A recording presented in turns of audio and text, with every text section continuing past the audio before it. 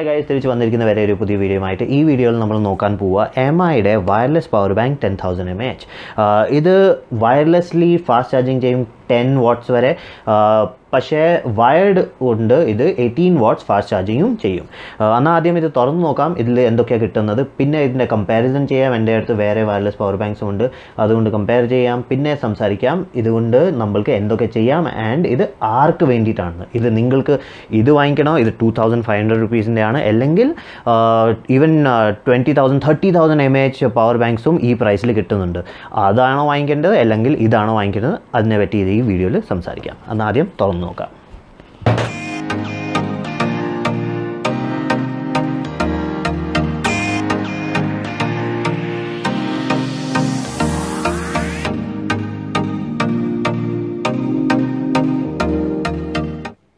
എന്നാൽ ഇതാണ് നമ്മൾക്ക് ബോക്സിൽ കിട്ടാൻ പോകുന്നത്. ഒരു പവർ ബാങ്ക്, ഒരു charging cable, type C charging cable. Power ബാങ്കിൽ എന്തൊക്കെ ഫീച്ചർ ഉണ്ടെന്ന് ഇതിൽ നോക്കാം. 18 watts fast charging, 10 watts wireless fast charging, പിന്നെ 2-way ഫാസ്റ്റ് ചാർജിങ്. ഓക്കെ, ഒത്തിരി ഫാസ്റ്റ് ചാർജിങ്. കേബിൾ നോക്കാം. ഇപ്പം ഈ കേബിൾ ഇപ്പം ഇവർ കൊടുത്തത് ഒരു നല്ല സ്ട്രോങ് കേബിളാണ്. ഇത് ആദ്യത്തെ കേബിളിനെ പോലെ ചുമ്മാ ഇവിടെ പ്ലാസ്റ്റിക് ഇവിടെ റബ്ബറിനെ പോലെയല്ല, ഇത് കംപ്ലീറ്റ് റബ്ബർ ജാക്കറ്റാണ്. ഇവിടെ നോക്കിയാൽ കാണാം. ഇതിൻ്റെ സ്ട്രെങ്ത് ഒത്തിരി നല്ലതാണ്. ഇത് ഇങ്ങനെ ചെയ്താൽ ഇത് അത്ര ഈസിലി പൊട്ടുമില്ല.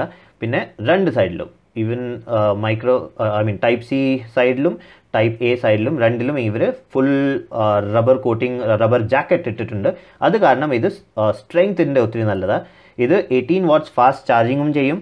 അത് കാരണം എനിക്ക് വയറുടെ ക്വാളിറ്റിയും ഇഷ്ടപ്പെട്ടു, ലെങ്ത്തും ഇഷ്ടപ്പെട്ടു. ഇത് സൈഡിൽ വയ്ക്കാം. അപ്പം പവർ ബാങ്കിനെ നോക്കാം. ഇതാണ് പവർ ബാങ്ക്. ഇത് കംപ്ലീറ്റ്ലി പ്ലാസ്റ്റിക് കൊണ്ട് ഉണ്ടാക്കിയത്. പക്ഷേ മുമ്പത്തെ പ്ലാസ്റ്റിക്കിൽ റബ്ബർ കോട്ടിംഗ് ഉണ്ട്. ഇതിന് കുറച്ച് ഗ്രിപ്പ് കൊടുത്തിട്ടുണ്ട്, പക്ഷേ അത്രയും ഗ്രിപ്പൊന്നുമില്ല. ഇത് കുറച്ച് ഡ്രൈ സ്കിൻ ആണെങ്കിൽ നിങ്ങളുടെ കയ്യിൽ ഒത്തിരി ഇങ്ങനെ ഇത് സ്ലിപ്പാവും. താഴെ ഇതിൻ്റെ റേറ്റിങ്ങിനെ പറ്റി, ഇതിൻ്റെ 10,000 mAhൻ്റെ പവർ റേറ്റിങ്ങിനെ പറ്റി എല്ലാം എഴുതിയിട്ടുണ്ട്. പിന്നെ മറ്റേ സൈഡിൽ ഇവിടെ നമ്മളുടെ ഔട്ട്പുട്ട്, വയർഡ് ഔട്ട്പുട്ട് ഉണ്ട് ഒരെണ്ണം, 18 വാട്ട്സ് ടൈപ്പ് എ ഔട്ട്പുട്ട്. ഒരു ടൈപ്പ് സി ഇൻപുട്ട്, ഇത് 18 വാട്ട്സ് ഫാസ്റ്റ് ചാർജിങ് ചെയ്യും. ഇൻപുട്ടേ ഉള്ളൂ, ഇവിടുന്ന് നമ്മൾക്ക് ഔട്ട്പുട്ട് കൊടുക്കാൻ പറ്റില്ല. 4 ലൈറ്റ് ഉണ്ട് ഇവിടെ. ഇത് നമ്മൾക്ക് ബാറ്ററിയുടെ പവർ കാണിക്കും. പിന്നെ ഒരു ബ്ലൂ ലൈറ്റ് ഉണ്ട് ഇവിടെ.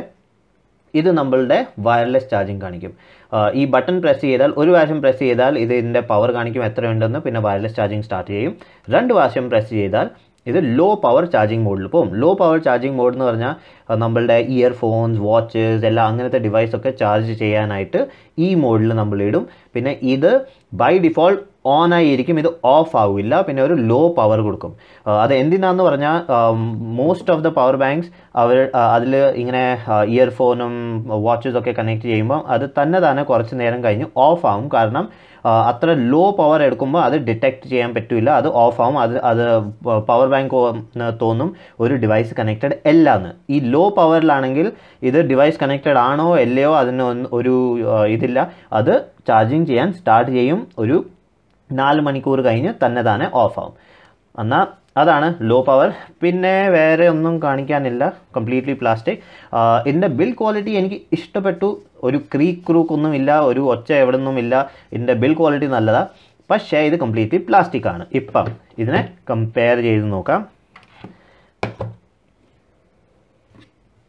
എൻ്റെ അടുത്ത് ഇനിയും പവർ ബാങ്ക്സ് ഉണ്ട് വയർലെസ്.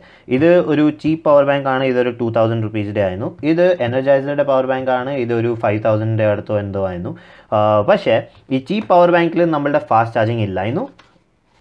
പക്ഷേ 2 പോർട്ടുണ്ട്, ഔട്ട്പുട്ട് വയർഡ്. ഈ വയർലെസ് ഈ എനർജൈസറിൽ നമ്മളുടെ അടുത്ത് 10 വാട്ട്സ് ഫാസ്റ്റ് ചാർജിങ് ഉണ്ട്, 5 watts, 7.5 watts and 10 watts fast charging ഉണ്ട്. പിന്നെ കംപ്ലീറ്റ്ലി മെറ്റൽ ബോഡിയാണ്. ഇവിടെ പ്ലാസ്റ്റിക്, പിന്നെ ഇവിടെ പ്ലാസ്റ്റിക്. ഈ ചാർജിങ് ഏരിയ പ്ലാസ്റ്റിക് ആണ്. അത് കാരണം ഇതിൻ്റെ ക്വാളിറ്റി എന്ന് പറഞ്ഞാൽ എനിക്ക് ഒത്തിരി ഇഷ്ടപ്പെട്ടു, ഇതിൻ്റെ മെറ്റലിൻ്റെ ക്വാളിറ്റി. പക്ഷേ ഇത് കംപ്ലീറ്റ്ലി മെറ്റൽ ആണെങ്കിൽ കുറച്ചൊക്കെ വെയിറ്റ് കൂടും. ഇപ്പം ഇത് ലെങ്ത് വൈസ് ഇത് ചെറുതാണ്, പക്ഷേ വിഡ്ത്തും പിന്നെ നമ്മളുടെ തിക്നെസ്സും നോക്കിയാൽ ഈ MIയുടെ ആണ് കുറവ്. എന്നാൽ ഇത് ടോട്ടലി പേഴ്സണൽ പ്രിഫറൻസ് ആണ്, ഏതാണ് ഇഷ്ടപ്പെടുന്നത്. ഇപ്പോൾ ഇതിനെ ടെസ്റ്റ് ചെയ്ത് നോക്കാം. ഇതിനെ ടെസ്റ്റ് ചെയ്യാൻ ഒരു യൂസ് ഇല്ല, കാരണം ഇത് ഫാസ്റ്റ് ചാർജിങ് അല്ല.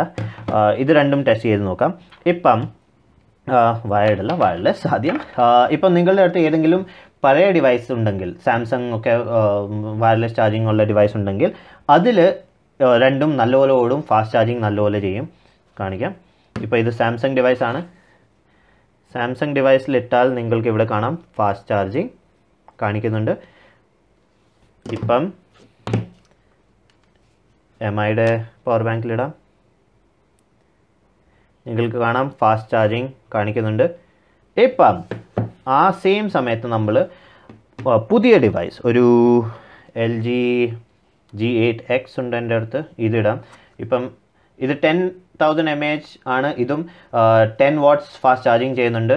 ഇപ്പം ഇതിൽ ഇട്ട് നോക്കാം. ഓക്കെ, ഇതിപ്പം ഫാസ്റ്റ് ചാർജിങ് ചെയ്യുന്നുണ്ട്, പക്ഷേ I mean 10 watts fast charging ചെയ്യുന്നുണ്ട്, പക്ഷേ നമ്മൾക്കത് കാണാൻ പറ്റുന്നില്ല. ഇവിടെ നോക്കിയാൽ ചുമ്മാ ചാർജിങ് പറയുക, എന്നാൽ അതിൻ്റെ അർത്ഥം ഇത് ഫുൾ 10 watts ഇതിന് കൊടുക്കുന്നില്ല. QI റേറ്റിംഗ് ഉള്ള 10 watts ഇത് കൊടുക്കുന്നില്ല. പക്ഷേ ഞാൻ MIയുടെ പവർ ബാങ്ക് ഇട്ടാൽ നിങ്ങൾക്ക് കാണാം എത്ര വേഗം അത് ഡിറ്റക്റ്റും ചെയ്തു. പിന്നെ ഇത് ഫാസ്റ്റ് ചാർജിങ് ചെയ്യുന്നുണ്ട്, ഫാസ്റ്റ് ചാർജിങ് വയർലെസ്ലി.